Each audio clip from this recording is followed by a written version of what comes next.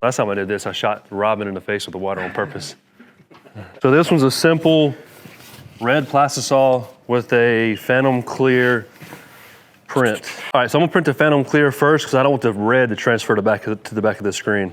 This is really thin, really easy. Again, when printing this, you don't want to overprint it because if you put too much down, it will show up on the shirt when it's dry. So that's not what you want to have happen. This is water-based, so it's got to be flooded at all times, just like some of the other stuff we printed. So once we get going, everybody wants to line up. When it's first printed, it will be darker because it's wet. Once it's dry, it should disappear.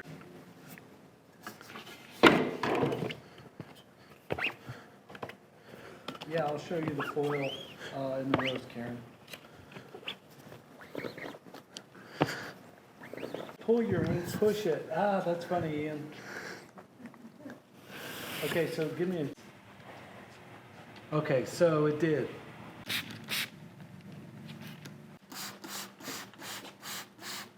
You want to soak it.